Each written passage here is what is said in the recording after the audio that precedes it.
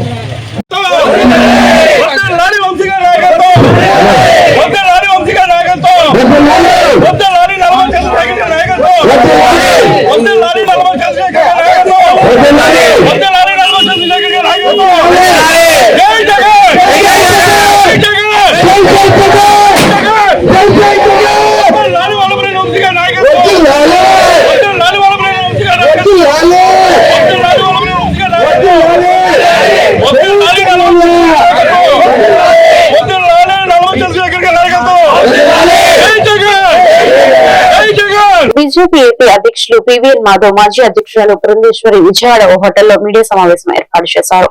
ఈ సందర్భంగా మాధవ్, పురంధేశ్వరి మాట్లాడుతూ ఏపీకి కేంద్రం నుంచి 1,50,000 కోట్ల సాయం అందిందని, 1,80,000 కోట్ల పెట్టుబడితో గ్రీన్ హైడ్రోజన్ హబ్ పనులు శరవేగంగా సాగుతున్నాయన్నారు. 11,444 కోట్లతో విశాఖ స్టీల్ ప్లాంట్ అభివృద్ధికి నిధులు కేటాయించారని, గూగుల్ డేటా సెంటర్ ద్వారా $15 బిలియన్, 1,25,000 కోట్లతో విశాఖకు రావడం డబుల్ ఇంజిన్ గ్రోత్ కు ఒక చిహ్నమని, విశాఖ గ్లోబల్ గ్రోత్ సెంటర్ గా మార్చేలా అనేక కంపెనీలు, ఐటీ సంస్థలు వస్తాయన్నారు. మోడీ నేతృత్వంలో ఈ ప్రాజెక్టులన్నీ ముందుకు తీసుకురావడం, సీఎం లోకేష్ ఆధ్వర్యంలో విశాఖలో గూగుల్ డేటా సెంటర్ రావడం వల్ల ఏపీకి ప్రపంచ వ్యాప్తంగా గుర్తింపు వచ్చిందన్నారు. సంబంధించిన ఏదైతే వరల్డ్ లోనే ఇది పెద్ద సెంటర్ కాబోతుంది. ప్రపంచానికి ఏఐ సంబంధించిన అనేక రకాల ప్రయోగాలు, అనేక రకాల విషయాలు ఇవాళ విశాఖపట్నం నుంచి ప్రారంభం కాబోతుంది. $15 బిలియన్, ఇది 1 గిగాబైట్ సంబంధించిన గిగావాట్ సంబంధించిన ఒక ప్రాజెక్ట్. నరేంద్ర మోడీ గారి నేతృత్వంలో భారతదేశం 6 గిగావాట్ సంబంధించిన కేంద్రంగా మారే విధంగా పెద్ద ఎత్తున ప్రయత్నం జరుగుతుంది. ఆ విధంగా ఈ ప్రయత్నం మరింతగా వేగవంతం చేయడానికి దీనికి గ్రీన్ ఎనర్జీ తోడే ముందుకు జరగాలని చెప్పి ఒక పెద్ద ప్రయత్నం జరుగుతుంది. గ్రీన్ ఎనర్జీ ఎందుకు కావాలంటే ఇవాళ ఏఐకి ఓపెక్స్ కాస్ట్ 65% ఓపెక్స్ కాస్ట్ కాబోతుంది. దాంట్లో energy is the main utility. కనుక ఈ ఎనర్జీ ఏషియా ఆ విధంగా గ్లోబల్ గేట్వేగా మారే విధంగా, అలాగే గ్లోబల్ హెడ్ క్వార్టర్స్ ఏఐకి విశాఖపట్నం మారే విధంగా ఏదైతే ప్రయత్నం జరిగిందో నరేంద్ర మోడీ గారి నేతృత్వంలో దాన్ని ముందుకు తీసుకురావడం, నిర్మలా సీతారామన్ గారు, అశ్విని వైష్ణవ్ గారు కలిసి మన గౌరవ ముఖ్యమంత్రి చంద్రబాబు నాయుడు గారు అలాగే లోకేష్ గారి యొక్క ఆధ్వర్యంలో దాన్ని ఏ విధంగా మనం ముందుకు తీసుకొచ్చి పూర్తి స్థాయిలో ఆ యొక్క అనౌన్స్మెంట్ అవ్వడం నిజంగానే Google coming to Vizag is a big thing, not just for Andhra Pradesh, entire country, entire globe. So ఆ విధంగా ప్రపంచవ్యాప్తంగా వాళ్ళ విశాఖపట్నం, ఆంధ్రప్రదేశ్ డిస్కషన్ కి రావడం ఏదైతే ఈ యొక్క అచీవ్మెంట్ ఉందో, ఈ అచీవ్మెంట్ ని తప్పనిసరిగా మనందరం కూడా దాన్ని ఆ విధంగా చూడటం పక్క రాష్ట్రాలకి కంటికింపుగా మారింది. ముఖ్యంగా కర్ణాటక ప్రియాంక్ ఖర్గే మాట్లాడిన మాటలు, పారాసైట్ కానీ స్కావెంజింగ్ లాంటి మాటలు మాట్లాడుతూ, అదేవిధంగా గూగుల్ గురించి కూడా ఇందాక మాధవ్ గారు సవివరంగా మనందరికీ కూడా తెలియజేయడం జరిగింది. ఇవాళ గూగుల్ కనుక మనం తీసుకున్నట్లయితే పెద్ద ఎత్తున పెట్టుబడులతోటి $15 బిలియన్ పెట్టుబడితోటి ఒక పెద్ద డేటా ఏఐ సెంటర్ యుఎస్ఏకి వెలుపల ఇదే అతిపెద్ద డేటా సెంటర్ అవుతుంది. దాన్ని విశాఖపట్నంలో పెడుతున్నటువంటి సందర్భంలో ఇక్కడ గమనించవలసినటువంటి విషయం FDI, ఫారిన్ డైరెక్ట్ ఇన్వెస్ట్మెంట్ మన దేశంలోకి వస్తుంది.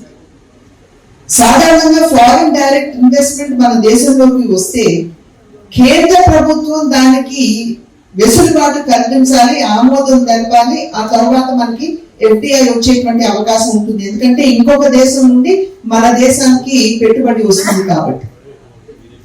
అదే విధంగా సీ కేబుల్స్ వేసుకుంటూ మనం డేటా సెంటర్ ని ఇక్కడ ఆవిష్కరించుకోబోతున్నాం అని చెప్పి మనం అందరం కూడా చర్చించుకుంటున్నాం. సీ కేబుల్స్ వేసుకోవాలంటే దానికి కూడా దేశాల మధ్య ఒక విజయవాడ సత్యనారాయణపురంలోని రాష్ట్ర వైసీపీ ట్రేడ్ యూనియన్ కార్యాలయం నందు వైసీపీ రాష్ట్ర ట్రేడ్ యూనియన్ అధ్యక్షులు కోనూరు గౌతమ్ రెడ్డి మీడియా సమావేశం ఏర్పాటు చేశారు. ఈ సందర్భంగా పి గౌతమ్ రెడ్డి మాట్లాడుతూ ఏపీలో ప్రజా వ్యతిరేక పాలన సాగుతుందని, విద్యను ప్రైవేటీకరణ చేయడానికి చంద్రబాబు నాయుడు ప్రోత్సహిస్తున్నారని, దీనికి వైఎస్ఆర్సీపీ పార్టీ వ్యతిరేకిస్తుందని, అందువల్ల కోటి సంతకాల సేకరణ కార్యక్రమం చేపడుతున్నామన్నారు. విజయవాడలో ఆటో డ్రైవర్ కుమార్తెకు MBBS సీట్ ఫ్రీగా వచ్చిందన్నారు. గతంలో చంద్రబాబు, లోకేష్ సమ్మిట్ పేరుతో ఇతర దేశాలకు వెళ్లి వచ్చారని, వెళ్లి రావడం తప్ప ఏపీలో అభివృద్ధి చేసింది ఏమీ లేదన్నారు. ప్రజా వ్యతిరేక పరిపాలన సాగుతా ఉంది. ఓ పక్కన దౌర్జన్యాలు, హత్యలు, అవినీతితో కూరుకుపోవటమే కాకుండా మరో పక్కన సారా కుంభకోణంలో మునిగి తేలుతా ఉన్నది ఈ టీడీపీ ప్రభుత్వం. దీనిలో భాగంగానే విద్యకు ప్రాధాన్యతనిచ్చేటువంటి క్రమంలో పోయి విద్యను ప్రైవేటైజ్ చేయాలనేటువంటి దురుద్దేశంతో చంద్రబాబు నాయుడు గారు మెడికల్ కాలేజెస్ అన్నింటినీ కూడా ప్రైవేటైజ్ చేస్తామని చెప్పడం జరిగింది. భారతదేశంలోనే ఏ రాష్ట్రాల్లోనూ ఉండేటువంటి ముఖ్యమంత్రి చేయనటువంటి పద్ధతిలో జగన్మోహన్ రెడ్డి గారి హయాంలో, ఆయన ముఖ్యమంత్రిగా ఉండేటువంటి సమయంలో 17 మెడికల్ కాలేజీని ఏకదం తీసుకురావటం ఆయన హయాం నిర్ణయం. ఆ నిర్ణయానికి వైఎస్ఆర్ కాంగ్రెస్ పార్టీ వ్యతిరేకిస్తుందనేటువంటి చెప్పడమే కాకుండా ఈ రాష్ట్ర నలుగురులో ఉండేటువంటి ప్రజానీకం వారి యొక్క వ్యతిరేకతని తెలుసుకునేందుకు గాను కోటి సంతకాల సేకరణ కార్యక్రమాన్ని, ప్రజా ఉద్యమాన్ని ప్రారంభించడం జరిగింది. ఈ కోటి సంతకాల ఉద్యమంలో భాగంగానే వైఎస్ఆర్ ట్రేడ్ యూనియన్ రాష్ట్ర అధ్యక్షుడిగా పిలుపు ఇవ్వటం జరుగుతూ ఉంది. 27వ తారీఖున, ఈ నెల 27వ తారీఖున రాష్ట్రంలో ఉండేటువంటి అన్ని జిల్లా కేంద్రాల్లో ఉండేటువంటి వైఎస్ఆర్ ట్రేడ్ యూనియన్ కార్యకర్తలు అందరూ కూడా ఎటువంటి పరిస్థితులైనా కానీ కూడా ఈ ఉద్యమంలో పార్టిసిపేట్ చేయాలి. విడిగా కూడా వైఎస్ఆర్ ట్రేడ్ యూనియన్గా విడిగా కూడా దీంట్లో పార్టిసిపేట్ విడిగా చేసి ఈ సంతకాల సేకరణని కూడా ఆ జిల్లా అధ్యక్షుడికి పంపించడం అనేటువంటి చేయాలని కూడా కోరుకుంటున్నాం. ముఖ్యంగా చెప్తా ఉన్నాం, అసలు విద్యని ప్రైవేటైజ్ చేయాలనేటువంటి ఒక దురుద్దేశం ఎంతవరకు సబబు, అసలు ఎంతవరకు సబబు అనేటువంటిది కూడా ఆలోచన చేయాలి. ముఖ్యంగా పేదవాడు చదువుకోవాలంటే ఇబ్బంది పడేటువంటి తరుణం ఉంటుంది. పేదవాడు చదువుకోవాలంటే కావాల్సినటువంటి వసతులు సమకూర్చాల్సినటువంటిది పోయి దాన్ని మరలా డబ్బులతో కొనుక్కునేటువంటి స్థితికి తీసుకురావడం జరుగుతుంది. విజయవాడలోనే ఆటో డ్రైవర్ కూతురికి మెడికల్ సీట్ వస్తే మెడికల్ సీట్లో డైరెక్ట్గా వచ్చినా కానీ డబ్బులు కట్టుకోలేనటువంటి పరిస్థితిలో ఉంటే నలుగురు సహాయం చేసి అందించినట్టు అనేటువంటి తప్ప మరొకటి కానే కాదు. వీరు చెప్పేటువంటి మాటలన్నీ కూడా కల్లబల్లి కబుర్లే. అందుకే చెప్తున్నాం, ఈ అరాచక పాలనకి అంతం పొందించాలంటే ప్రజానీకం వెల్లుగా రావాలి. దానిలో భాగంగా మొట్టమొదటి స్టెప్గా ప్రైవేటైజేషన్ ఆఫ్ మెడికల్ కాలేజెస్ ఏదైతే ఉన్నాయో వాటన్నిటినీ కూడా రద్దు చేయాలి, ప్రభుత్వంలోనే నడపాలనేటువంటి దాన్ని వైఎస్ఆర్ ట్రేడ్ యూనియన్గా మేము కోరుకుంటున్నాం. ఇంద్రకీలాద్రి విజయవాడ కార్తీక మాసం సందర్భంగా కార్తీక మాస వైదిక కార్యక్రమంలో సంకల్పంతో దీక్షాపూర్వకంగా ప్రారంభం శ్రీ మల్లేశ్వర స్వామి వారి ఆలయం నందు ఈ నెల 22/10/2025 బుధవారం నుండి 20/11/2025 గురువారం వరకు నెల రోజుల పాటు కార్యక్రమాలు జరుగును. కావున ఈ రోజు ఆలయం చైర్మన్ బొర్రా రాధాకృష్ణ మరియు ఆలయ కార్యనిర్వహణాధికారి సీననాయక దంపతులు పాల్గొని ప్రత్యేక పూజలు చేశారు. ఆలయ వైదిక కమిటీ మరియు స్థానాచార్యులు వి శివప్రసాద్ శర్మ హాజరై పూజలు నిర్వహించారు. రేపు గురువారం రోజున శ్రీ అమ్మవారి ఆలయం నందు గాజుల ఉత్సవం, భగిని హస్త భోజనం. ఈ కార్యక్రమం భక్తులచే ఏర్పాటు చేసిన గాజులతో అలంకరణ చేయడం జరుగునని తెలియజేశారు.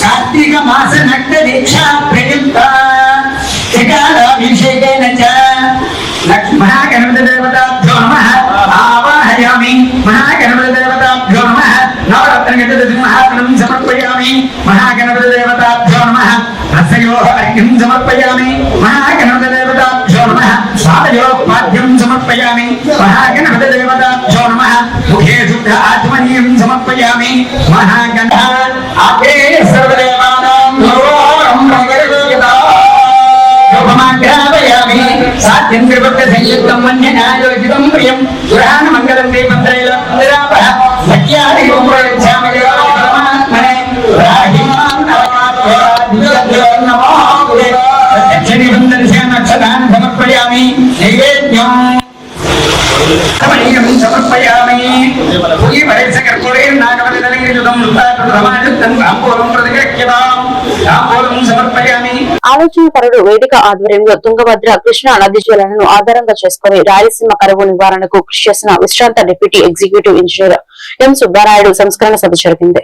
ఈ కార్యక్రమానికి విశ్రాంత ఐపీఎస్ అధికారి ఏబి వెంకటేశ్వరరావు, రైతు సేవా సంస్థ అధ్యక్షుడు అక్కినేని భవానీ ప్రసాద్, నీటిపారుదల విశ్లేషకులు టి లక్ష్మీనారాయణ, కేవీవి ప్రసాద్, వి కృష్ణయ్య తదితరులు పాల్గొన్నారు.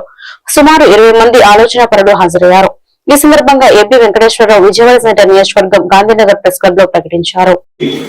సుబ్బారాయుడు గారి అమూల్యమైనటువంటి సేవల్ని గుర్తు చేసుకోమని, గుర్తుంచుకోమని, వారికి నివాళులు అర్పించమని, అటువంటి వ్యక్తులు మరింత మంది ఈ రాష్ట్రానికి తయారవ్వాలని చెప్పి మీ పిల్లల్ని మోటివేట్ చేయమని, ఇన్స్పైర్ చేయమని కోరుకుంటూ ఈ రోజు వచ్చినటువంటి నాయకులందరికీ, వేదికను అలంకరించిన వారందరికీ కూడా నా కృతజ్ఞతాపూర్వక నమస్కారాలు తెలియజేస్తూ, మీడియా మిత్రులు కూడా నా కృతజ్ఞతలు తెలియజేస్తూ విరమిస్తున్నాను. జై హింద్. బనకచర్ల మీద వెనకడుగు వేసేది లేదు అని చెప్పి హోంకరిస్తున్నారు. ఎవరికి నష్టం? ఎవరి డబ్బని? సరే, చివరికి మొన్న ఒక రోజున ఈనాడు పత్రికలో ప్రధాన శీర్షికలో ఒక వార్త వచ్చింది. బనకచర్ల ప్రాజెక్టు మీద ప్రభుత్వం పునరాలోచనలో పడింది. దాని సాధ్యాసాధ్యాలు విశ్లేషించి రివ్యూ చేసి బొల్లాపల్లి నుంచి సోమశలకు తీసుకెళ్లే ప్రాజెక్టుగా దాన్ని మార్చే దిశగా ఆలోచన చేస్తున్నారు అని చెప్పి ప్రధాన శీర్షికలో ఈనాడు పత్రికలో, ఒక బాధ్యతాయుతమైనటువంటి పత్రిక, వాళ్ళు రాశారు. అది అధికారికంగా రాయలేదు, వాళ్ళకి తెలిసిన విషయం రాశారు. సరేలే, కనీసం ఇప్పటికైనా కొంత గ్రహింపు వచ్చింది అని చెప్పి సంతోషించిన 3 రోజుల్లోనే పోలవరం బనకచర్ల లింక్ కెనాల్కి డిపిఆర్ తయారు చేయడానికి, పర్యావరణ అనుమతులు తెచ్చుకోవడానికి, కావలసిన ఇతర అనుమతులు తెచ్చుకోవడానికి టెండర్ లో పార్టిసిపేట్ చేయండి అని చెప్పి పేపర్లో ఇంత అడ్వర్టైజ్మెంట్ వచ్చింది. మిగిలిన వివరాలు ఈ ప్రొక్యూర్మెంట్ సైట్ లో చూసుకోగలరు అని చెప్పి ఇంత అడ్వర్టైజ్మెంట్ చూసాం. అరే, ఇంతలోనే మళ్ళీ ఎలక్షన్ తిరిగారా అని చెప్పి అసలు ఈ ప్రొక్యూర్మెంట్ టెండర్ లో ఏముందో చూద్దాం అని చెప్పి ఈ ప్రొక్యూర్మెంట్ సైట్ లోకి వెళ్ళి చూస్తే అసలు ఆ టెండర్ ని ఆ ఈ ప్రొక్యూర్మెంట్ సైట్ లో అప్లోడే చేయాల. అందులో ఒక ఫోన్ నెంబర్ ఉంటే ఆ ఫోన్ నెంబర్ కి ఫోన్ చేసి, అయ్యా ఈ పేపర్ లో అడ్వర్టైజ్మెంట్ వచ్చింది, మరి ఈ ప్రొక్యూర్మెంట్ ఈ టెండర్ ఏంటో చూస్తే అసలు అందులో ఏముందో తెలుస్తుంది. సోమశలకు వెళ్తామంటున్నారు. శ్రీ విజయ కుందవారి కండ్రిక సంఘం లిమిటెడ్ ప్రాథమిక వ్యవసాయ సహకార పరిమితి బ్యాంక్ నూతన కార్యవర్గ సభ్యుల ప్రమాణ స్వీకారం జరిగింది. 64వ డివిజన్ ది విజయ కుందవారి కండ్రిక సంఘం లిమిటెడ్ ప్రాథమిక వ్యవసాయ సహకార పరిమితి బ్యాంక్ చైర్మన్ గా నియమితులైన తెలుగుదేశం పార్టీ సీనియర్ నాయకులు శ్రీ ప్రసాదం శ్రీనాథ్, డైరెక్టర్ గా నియమితులై పొన్నం శేషగిరి రెడ్డి, దేవిరెడ్డి చంద్రశేఖర్ రెడ్డి ప్రమాణ స్వీకారం కార్యక్రమం ఘనంగా జరిగింది.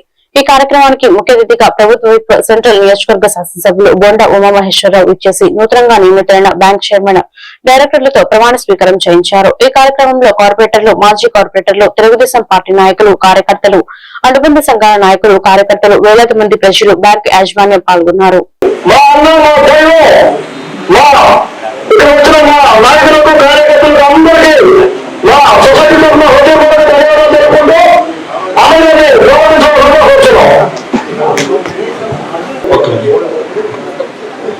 సరే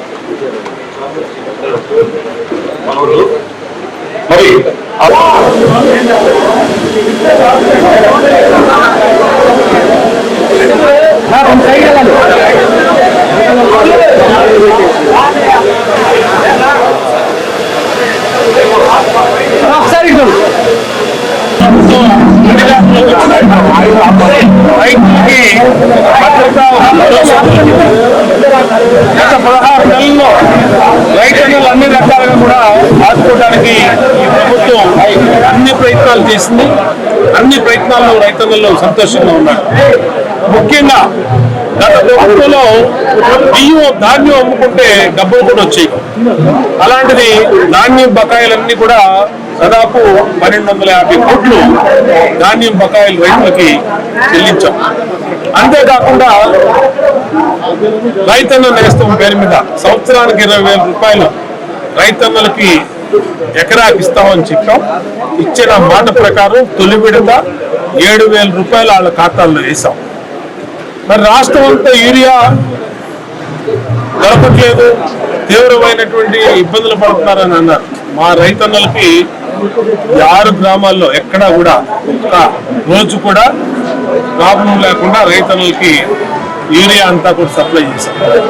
అట్లాగే అన్ని రకాలుగా రైతన్నలకి వాళ్ళ చెరువులు నింపాం, నీళ్లు ఇస్తున్నాం.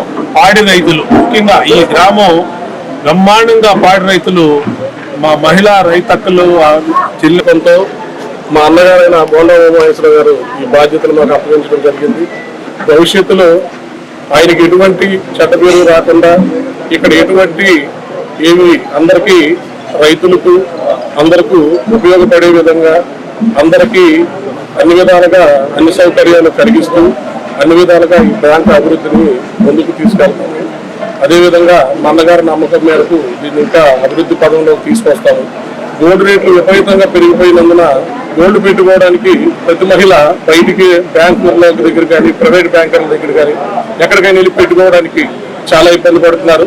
అదేవిధంగా మన గ్రామంలో లాకర్ సిస్టమ్ ఏర్పాటు చేసి అదే లాకర్ సిస్టమ్ నుండి అందరూ గోల్డ్ పెట్టుకోవడానికి కానీ గోల్డ్ లోన్ తీసుకోవాలంటే బయట గోల్డ్ లోన్ తీసుకోవాలన్నా కానీ ఈరోజు ఎవరిని నమ్మలేని పరిస్థితి. అలాంటిది మన గ్రామంలో మనందరం దగ్గర మన గోల్డ్ మొత్తం మన బ్యాంకులోనే పెట్టుకుని గోల్డ్ తీసుకెళ్లే సౌకర్యం కల్పిస్తాము.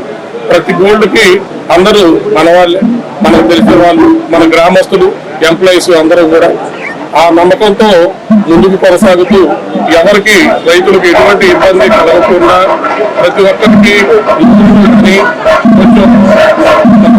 కందుకూరు నియోజకవర్గంలోని దారకానిపాడు గ్రామంలో దసరా పండుగ రోజు బలిజ కమ్యూనిటీకి చెందిన లక్ష్మీనాయుడు కుటుంబం మీద జరిగిన తీవ్ర అత్యాచార ఘటనపై రాష్ట్ర కాపు జేసీ నాయకులు తీవ్రంగా స్పందించారు. ప్రస్తుతం లక్ష్మీనాయుడు కుటుంబ సభ్యులు గుంటూరు ఉదయ హాస్పిటల్లో చికిత్స పొందుతున్నారు. ఈ సమావేశంలో శ్రీ చంద్రు జనార్దన్ మాట్లాడుతూ విజయవాడ సెంటర్ నియోజకవర్గం గాంధీనగర్ ప్రెస్ క్లబ్ లో ప్రకటించారు. ఈ నేపథ్యంలో రాష్ట్ర కాపు జేసీ అధ్యక్షుడు సంజీవ్ కుమార్, రాష్ట్ర ప్రతినిధులు ఒంగోలులో జరిగిన జిల్లా కాపు సంఘ సమావేశం అనంతరం దారకానిపాడు గ్రామాన్ని సందర్శించి బాధిత కుటుంబాన్ని పరామర్శించారు. గ్రామ పెద్దలు, స్థానిక జర్నలిస్టులు, జిల్లా పోలీస్ అధికారులు గ్రామ ప్రజలతో చర్చలు జరిపి ఘటనపై సమగ్ర సమాచారం సేకరించారు. లక్ష్మీనాయుడు సతీమణి సుజాత తమ కుటుంబం ఎదుర్కొన్న వేధింపులు, బెదిరింపులు, దాడి ఘటన వివరాలను రాష్ట్ర కాపు చేసి బృందానికి వివరించారు.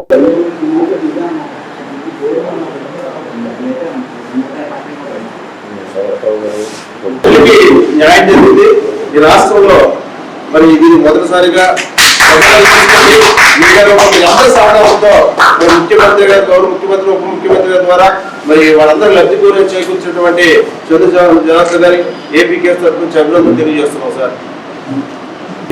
చంద్ర జనార్దన్ గారిని అభినందిస్తూ మీ అందరం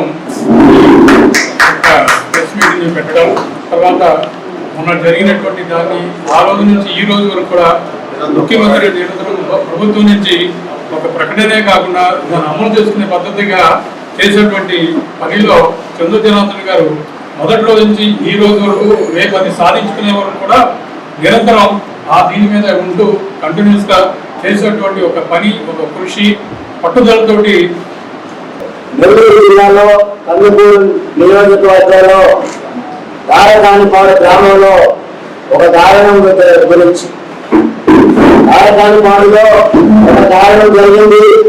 సోదరులు లక్ష్మీనాయుడు కుటుంబం మీద హత్యాకాండ కొనసాగింది. హత్యాకాండలో సోదరులు లక్ష్మీనాయుడు హత్య గావించబడ్డారు. అతని సోదరులు అపస్మారక స్థితిలో ఆసుపత్రి పాలయ్యారు. ఈ నేపథ్యంలో రాష్ట్ర కాపు చేసి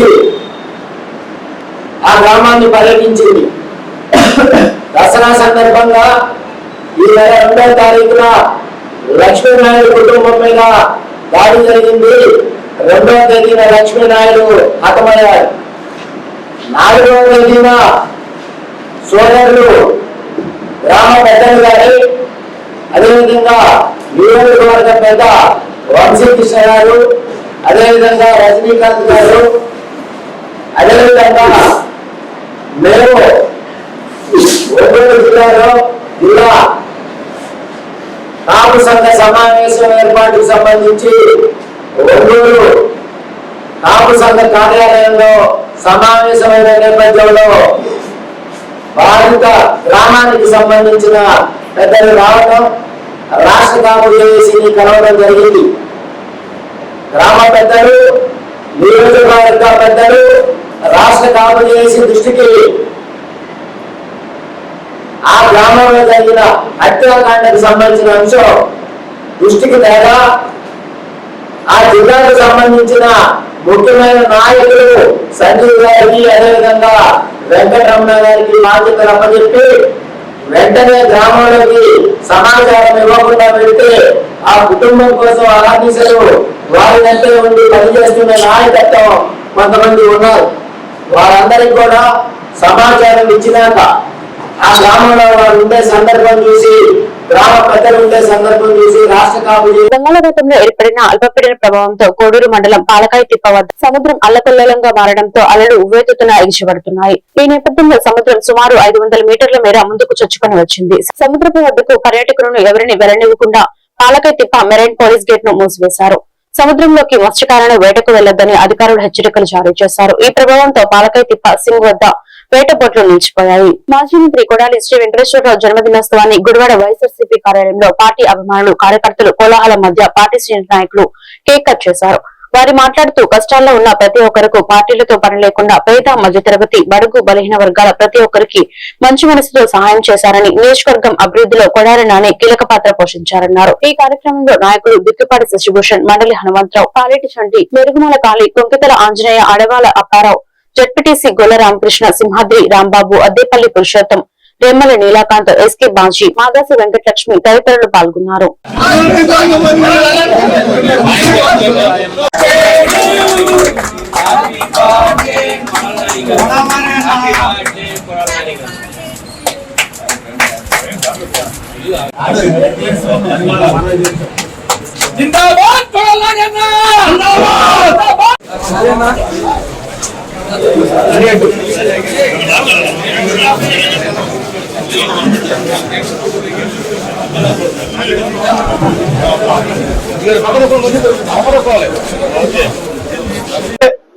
శాసనసభ్యుడిగా, రాష్ట్ర మంత్రిగా అనేక మంది పేద ప్రజల యొక్క జీవన పరిమాణాలు పెంచడమే కాకుండా, జీవన స్థితిగతులను పెంచడమే కాకుండా, అనేకమైనటువంటి ఆర్థికపరమైనటువంటి సహకారాన్ని అందించడమే కాకుండా, వారి వారి ఆరోగ్యాన్ని, వారి కుటుంబాల యొక్క పట్ల ప్రత్యేకమైన శ్రద్ధ వహించడమే కాకుండా, చిన్న వ్యాపారి దగ్గర నుంచి పెద్ద వ్యాపారి వరకు కూడా ఎవరిని ఎటువంటి ఇబ్బంది పెట్టకుండా, కేవలం ఎవరు సహాయాన్ని కోరి వచ్చినా కూడా వారికి సహాయాన్ని అందించినటువంటి గొప్ప మహోన్నతమైనటువంటి నాయకుడు శ్రీ కొడాలి శ్రీ వెంకటేశ్వరరావు. వారి జన్మదినోత్సవాన్ని ఈ రోజు ఇక్కడ జరుపుకోవడానికి మరి మేమందరం కూడా చాలా ఆనందిస్తూ, అభిమానంతో, నేను ఎవరిని పిలవకుండానే ఇంతమంది వచ్చారు. మరి పోలీసులు కూడా కేవలం పక్షపాతంతో ఒకే వైపు ఉండి అక్టోబర్ 22 అనేది గత 22 సంవత్సరాలుగా చాలా ప్రత్యేకమైన దినంగా నిలిచింది. అదేంటంటే 4 సార్లు శాసనసభ్యుడిగా, ఒక పర్యాయం మంత్రిగా ఈ గుడివాడ ప్రజలకి ఎన్నో ఏళ్లుగా సేవ చేస్తున్నటువంటి కొడాలి శ్రీ వెంకటేశ్వర గారి పుట్టినరోజు సందర్భంగా ఈ రోజు గుడివాడ నియోజకవర్గ ప్రజలందరూ కూడా 22 సంవత్సరాలుగా చాలా గొప్ప పండుగలా జరుపుకునే దినం. 164 సీట్లతో సాధించి అతిపెద్ద ప్రభుత్వాన్ని స్థాపించి గట్టిగా 16 నెలలు కూడా కొడాలి నాని గారి బ్యానర్ ఆపలేకపోయారు. గట్టిగా 16 నెలలకు 104 మంది శాసనసభ్యులతో 1 సంవత్సరం ఆపిందేమో ఆయన వేడుకల్ని, ఆయన అభిమానుల్ని, మీరు మహా అయితే ఆ నాయకుల్ని, మాలాంటి వాళ్ళని బ్యానర్లు కట్టకుండానో ఇలాంటి వేడుకలు జరుపుకోవడం గట్టిగా మీరు ఆపితే 16 నెలలు 17 నెలలు ఆపుకుంటారు. కానీ నాయకుల నెహ్రూ సభలో నాని గారి పుట్టినరోజు జన్మదిన వేడుకలు జరుగుతాయని గ్రూప్ లో పెడితే నిన్న పొద్దున్న నుంచే టౌన్ సీఏలు అందరూ కూడా మీరు నెహ్రూ చౌక్ లో పెడతాకు వీల్లేదు, పెడితే మిమ్మల్ని అరెస్ట్ చేస్తామని మాకు ఫోన్ చేస్తాం కూడా జరిగింది. కాబట్టి అలాంటి వేధింపులు మరి పోలీస్ ద్వారా కూడా మరి అక్కడ ఇప్పుడున్న ప్రభుత్వ నాయకులు పనిచేస్తున్నారు. ఈ రోజులన్నీ కూడా మేము ఒకటే చెప్తున్నాం, రోజు ఎల్లకాలం ఇట్లాగే ఉండదు, జీవితాంతం వాళ్ళే అధికారంలో ఉండరు. ఖచ్చితంగా 29 తర్వాత ఇక్కడ కొడాల నాని గారు, అక్కడ జగన్మోహన్ రెడ్డి గారు అధికారంలోకి వస్తాం ఖాయం. ఎప్పుడైతే మమ్మల్ని వేధించారో ఇంతకే 10 రెట్లు ఖచ్చితంగా.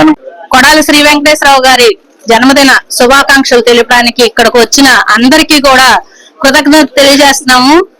ఎవరు ఎన్ని ఇబ్బందులు పెట్టినా కూడా మా ఐక్యత అనేది ఇక్కడ చూస్తున్న జన వాహిని చూస్తే అందరికీ అర్థమవుద్ది.